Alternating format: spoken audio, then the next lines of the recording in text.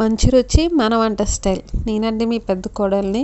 ఇలాంటి tasty recipes కోసం అయితే ప్రతిరోజు కలుద్దాం. ఈరోజు మనం చేసుకోబోయే రెసిపీ వచ్చేసి క్రిస్పీ చికెన్ చిప్స్ అండి. వీటిని ఎలా తయారు చేసుకోవాలో చూసేద్దాం రండి. ఒక గిన్నెలో 10 వెల్లుల్ని చిన్న చిన్న పీసెస్ కింద కట్ చేసుకుని వేసుకోవాలి. తర్వాత తగినంత సాల్ట్, ఇంకా 1 టీ స్పూన్ కారం, ఇంకా 1 టీ స్పూన్ పెప్పర్ పౌడర్, ఇంకా మనకి చిన్న చిల్లీ ఫ్లేక్స్ ప్యాకెట్స్ ఉంటాయి కదా, నేనైతే ఆ చిన్న ప్యాకెట్ చిల్లీ ఫ్లేక్స్ కూడా వేసాను. అండ్ తర్వాత అందులో బీట్ చేసిన 1 ఎగ్ కంప్లీట్గా వేసేసుకోవాలి. ఇదంతా కూడా మనం చికెన్లో అయితే కలిపేసుకోవాలి. ఈ చికెన్ ఏంటంటే బోన్లెస్ చికెన్ అండి. ఈ బోన్లెస్ చికెన్ మనం బ్రెస్ట్ పీస్ ఒకటి తెచ్చుకుంటే దాన్ని స్లైసెస్ కింద సన్నగా కట్ చేసుకోవాలి. నాకైతే అలా వీలు అవ్వలేదు కాబట్టి నేను షాప్లో చిన్న పీసెస్ కిందనే కట్ చేసి తెచ్చుకున్నాను. సో మనం ఇప్పుడు ప్రిపేర్ చేసుకున్న మిక్చర్ అంతా కూడా ఈ చికెన్లో బాగా కలిపేసుకుని ఒక పక్కన అయితే పెట్టేసుకోవాలి.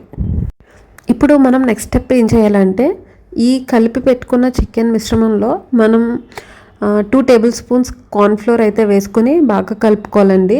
మనకి చికెన్లో ఉన్న వెట్టని బట్టి నాకైతే 2 టేబుల్ స్పూన్స్ సరిపోయింది. ఒకవేళ మీకు కనుక 2 టేబుల్ స్పూన్స్ కార్న్ఫ్లోర్ సరిపోలేదు అనుకుంటే కనుక, అంటే ఇంకా తడిగా ఉంది, బాగా తడిగా ఉంది అనుకుంటే ఇంకొక టేబుల్ స్పూన్ కార్న్ఫ్లోర్ కూడా వేసుకొని బాగా కలుపుకోండి. తర్వాత ఏం చేస్తారంటే మన ఇంట్లో బ్రెడ్ ఉంటుంది కదండి, నేనైతే ఆ బ్రెడ్ని తీసుకుని మిక్సీ పట్టి బ్రెడ్ క్రమ్స్ కింద చేసుకున్నాను. ఆ బ్రెడ్ క్రమ్స్లో ఈ చికెన్ని ఒక్కొక్కటి ముంచి సెపరేట్గా ఒక ప్లేట్లో మొత్తం అన్ని రెడీ చేసుకుని పెట్టుకోవాలి.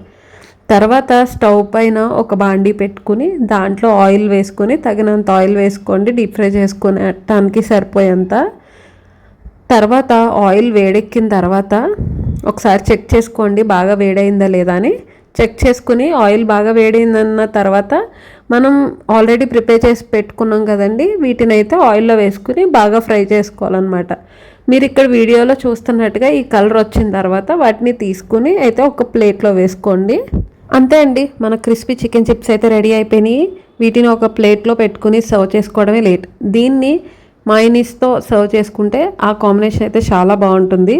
అండ్ ఇంకొకటి ఏంటంటే ఇలా వర్షం పడేటప్పుడు చల్లటి ఈవినింగో అలా ఆర్ టీ టైమ్ స్నాక్స్కో వీటిని చేసుకుని తింటే అసలు చాలా బాగుంటాయండి. ఎప్పుడైనా సరదాగా పిల్లల కోసం, అఫ్కోర్స్ ఆయిలే హెల్దీ కాదు, బట్ స్టిల్ ఎప్పుడైనా ఒకసారి అయితే ట్రై చేయొచ్చు. ఈ రెసిపీ మీకు ఎలా అనిపించింది? నచ్చిందా? నచ్చితే మా ఛానల్ని సబ్స్క్రైబ్ చేయండి.